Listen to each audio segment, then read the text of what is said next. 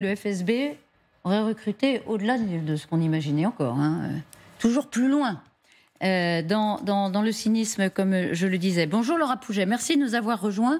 Vous avez lu ces enquêtes d'investigation selon lesquelles le FSB russe, donc les services ex-KGB, ont recruté d'anciens combattants de l'État islamique sur plusieurs années, depuis plusieurs années, avec pour mission d'infiltrer les rangs ukrainiens.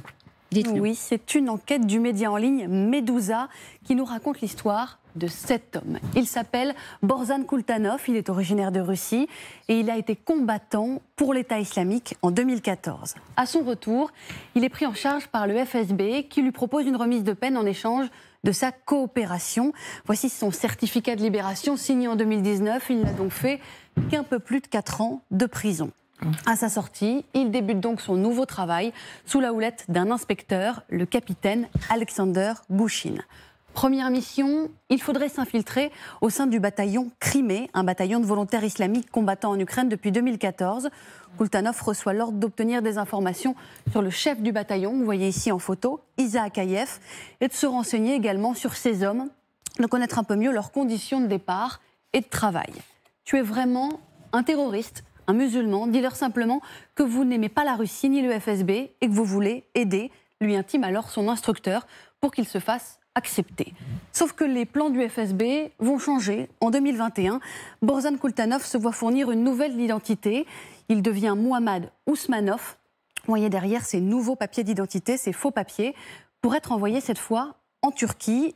Objectif, découvrir qui prépare quoi contre la Russie et collecter toute information relative à l'Ukraine.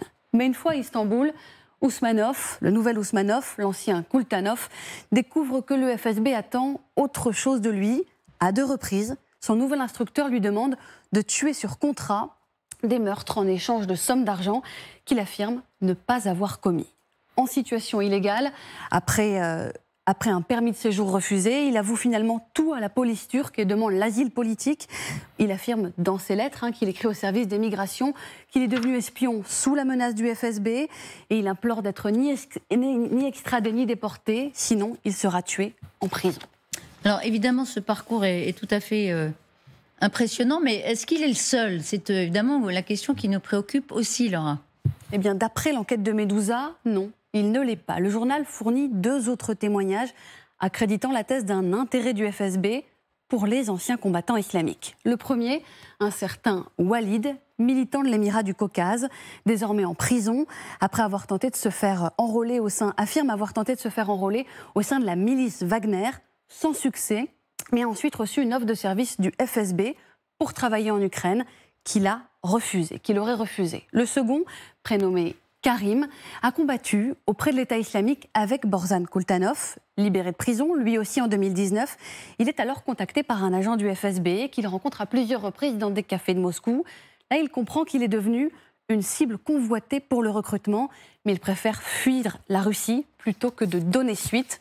Meduza explique que Karim entretient désormais des contacts dans différents pays. Je cite, il souligne que parmi les musulmans qui ont quitté la Russie pour l'Ukraine, on parle constamment de recrutement par des services spéciaux. À cause de cela, il ajoute, personne ne fait confiance à personne. Merci beaucoup, Laura. On va poser une question du point de vue des Russes. Quel est l'intérêt particulier de recruter des agents de l'EI? Alors... Enfin, des agents, non. Des membres de combattants, de djihadistes qui se sont portés volontaires, comme il y en a eu en France d'ailleurs, pour combattre aux côtés de l'État islamique. Alors, ce sont des Caucasiens, c'est-à-dire des Tchétchènes, des Dagestanais, des Ingouches. Ce sont des peuplades militaires, guerrières, qui sont très efficaces dans les combats. Les Russes ont une tradition de contact, à la fois d'hostilité et de coopération avec ces tribus, si j'ose dire. Il y a un passage qui est intéressant aussi dans le Bureau des légendes, où les Russes avaient infiltré un des extrémistes de l'État islamique, qui en fait était un de leurs agents et qui à la fin sauve l'agent français. Donc en fait, ça fait partie des usages des services secrets russes. Et alors, comme les Tchétchènes sont des guerriers, ils sont utilisés un peu par tout le monde. Donc il y a une légion tchétchène du côté ukrainien, il y a les Kadyrovtsi que Kadyrov embauche pour lutter du côté russe. Et évidemment, ça laisse le champ ouvert à toutes les infiltrations, toutes les manipulations. Et je ne vois pas pourquoi les Russes s'abstiendraient de le faire. Et je suis sûr que les Ukrainiens le font aussi de leur côté. Parce que, évidemment, les Tchétchènes, ils sont même impliqués dans la guerre contre l'Ukraine, d'ailleurs, derrière leur chef, Kadyrov. Mais quelles sont les qualités particulières de combattants de retour de l'État islamique? Est-ce que, Oksana, vous savez, du point de vue des Russes, je suis dans la question de ce rapport la Russie, l'Ukraine, l'Occident depuis 2014. Et quand on a parlé que les Russes c'est l'État terroriste, tout le monde nous a pris pour les hystériques. Tandis que maintenant, c'est déjà reconnu internationalement que la Russie c'est un État terroriste. Or, les méthodes terroristes à IGIL, ils sont très répandues, n'est-ce pas? Ils sont très efficaces, n'est-ce pas? Donc, c'est très demandé par l'État terroriste comme elle est de la Russie. Et j'ajouterais, je sais que ça ne va pas plaire à beaucoup de gens, mais en tant qu'historien, je peux vous dire, avec toute ma compétence, je prends toutes les responsabilités, les Russes, ils ne sont pas les guerriers. Vous savez, il y a les peuples qui sont plus guerriers, il y a les autres qui sont moins guerriers. Les Russes, ils ne sont jamais été guerriers. Tout leur succès qu'ils ont eu pendant les guerres, c'est grâce aux Caucasiens qui étaient recrutés ou grâce aux Cosaques ukrainiens qui étaient recrutés.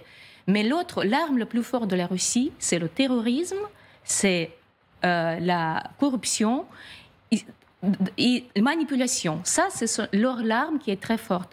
Mais tout ce qui est les vrais guerriers, ils ont vraiment un manque terrible aujourd'hui. Ce sont des guerriers. IGIL, c'est leur partenaire. Vous avez raison, ce sont des guerriers, ce sont des Caucasiens. Et ce sont des combattants au sein de l'État islamique. Si vous voulez, ça ajoute une ligne quand même dans le CV qui n'est pas banale et qui donne quelque chose d'assez, on va dire, assez impressionnant dans cette affaire. Surtout que la Russie se bat pour l'autre camp. Hein. C'est-à-dire qu'elle a sauvé quand même le régime de Bachar el-Assad en allant soutenir justement ce régime qui se battait contre les djihadistes de l'État islamique aussi. Donc ça ajoute, c'est vrai, une ligne de complexité et un jeu, un billard à plusieurs bandes comme d'habitude, comme c'est le cas d'ailleurs, comme ce que font les Russes. Mais pour revenir aux djihadistes eux-mêmes de l'État islamique, on a bien vu en Irak et en Syrie à quel point c'était des combattants qui étaient sans foi ni loi, des combattants, des terroristes, qui pratiquaient les exécutions, les prises d'otages. C'est quand même un CV, en effet, d'une violence extrêmement forte. Et c'est manifestement et vous pensez que ça en fait... Quand après, on a ce témoignage de cet homme qui témoigne, et dont nous parlait Laura, et on lui dit, voilà, tu dois tuer telle ou telle personne. Ce sont des gens qui sont, qui sont habitués à des exécutions. Donc c'est certainement pour ce genre de choses qu'ils sont recrutés, pour ce côté sans foi ni loi. Alors, on peut rappeler, mais ceux qui nous suivent régulièrement le savent, que évidemment les Russes, surtout Wagner, a recruté en prison. On a vu le chef de Wagner taper quelqu'un avec une masse. Alors ça fait partie des méthodes qu'on voyait aussi chez les djihadistes, qui exécutaient, qui égorgeaient leurs victimes et leurs proies. Et donc cette barbarie-là, elle ne fait pas peur au service russe, amiral? Ça lui convient. Au contraire. Oui, bien sûr, non. Ah oui. Bon, tout a été dit. Je crois qu'il y a aussi un autre élément. Je vais dire, ce sont des mercenaires au sens le plus péjoratif du terme. Et celui qui paie le mieux est servi. Et on a bien vu que dans le témoignage, il raconte qu'il n'a pas été payé des exécutions. Je préfère le mot assassinat à exécution. Exécution dit procès, assassinat dit assassinat. Mais ça, c'est juste un peu de sémantique. Donc, c'est l'argent derrière. Et là, il n'y a plus de foi, plus de religion. L'argent, d'excellents combattants, on sait très bien, de même que les Anglais ont toujours des Gurkhas dans l'armée britannique, de même qu'il y a eu toujours des combattants un peu plus par tradition. Les Suédois, c'est un peuple de combattants dans leur histoire, etc. On le sait très bien. Je n'irai pas jusqu'à dire que le peuple russe n'est pas un peuple guerrier dans l'âme. parce que ça voudrait dire que les soldats russes sont pas très bons. Mais voilà. Mais on voit ça sur Non, le mais front, bien sûr. Non, mais sont pas très je pense bons qu'ils du sont tout. plutôt très mal commandés. Bon, ça, c'est autre Ils sont chose. moins bons que les Ukrainiens. Voilà, voilà.